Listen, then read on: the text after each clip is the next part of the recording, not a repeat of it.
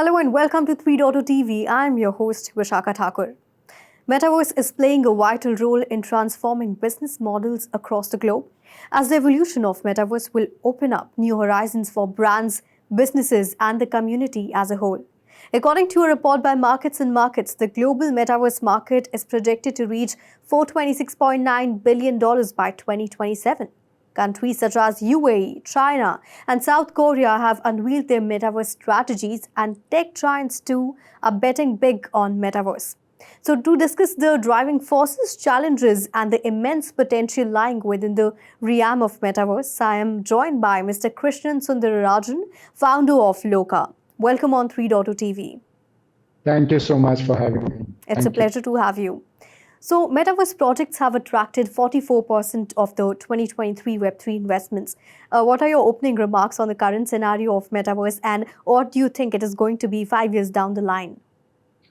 So I think one of the things that have happened is that the hype is going down because the real problem-solving element of the metaverse is really kicking in and coming on its own. And I think that now metaverse is shaping itself become a problem-solving tool to actually create value in the market. And whether it's through digital twins, it's through sort of having virtual trainings in various kinds of simulation in medical science or in driving in other fields. I think it's now starting to feel like I can put money into this and generate some kind of value for most of the businesses out there, and hence the amount of investment that's coming into the whole industry. All right. So, Metaverse has become an important factor or key component in global business, be it education, real estate, aviation, or healthcare. So, according to you, which industry will see major transformation with the help of Metaverse, and why? I think almost all. But if I had to sort of give you one of the headers of how it will start, or which industry will it affect first, and probably the most going forward, I probably bet myself heavily on industries and something like a digital twin. Because that is where I think a lot of these factories, plants, organizations, even countries and cities are sort of creating digital twins where they can remotely monitor their entire organization in a visual way using IoTs, which relay smart information about that organization, and using game engines or metaverses to visually see them on how they sort of pan out on a 3D virtual space. All right. So you spoke about the concept of digital twins. What is the potential for brands or businesses to use Metaverse, and how and when should they actually start their journey of Metaverse? I think in terms of businesses, we're already ready. In terms of customer, we're still finding out different ways to sort of create value in that chain. But in terms of businesses, and as I said, when I say an organization, I just don't mean a factory or a plant or even, let's say, a pin code. I actually mean even from a country level, we are ready to create a digital twin here. And to give you some of the examples on what we are working on, we're currently building a digital twin of Mecca city in Dubai. And Wow. we are creating this with the municipal corporation of Mecca during the Hajj time, where they get around 10 million people. They're trying to build a system where they can visually monitor the crowd and have more efficient crowd management during that period of the time. So that's one example. We're also working with, like, for example, Tata Steel at the moment, where we are trying to visually demonstrate various aspects of their factories. What is the efficiency of a certain segment of the factory, like a pump room? What is the heat of the smelter, or various elements? What are different operators working on the factory floor at the real time moment? We're doing all of that so that the whole factory, in a real time kind of environment, knows how it's functioning, and anybody anywhere in the world can actually jump into that metaverse and see for themselves how everything is functioning real time. Wow, so that's very interesting. And in light of LOKA's successful track record in creating immersive metaverse experiences, particularly with brands, as you spoke. So, what specific market insights or consumer engagement strategies have guided LOKA in partnering with Amul, a prominent player in the dairy industry, to establish its presence within the metaverse gaming realm? Also, can you please elaborate on technological and some experiential innovations your platform intends to employ to align Amul's brand values seamlessly with the metaverse environment? Oh, Amul has been one of the coolest projects we've been working on all year.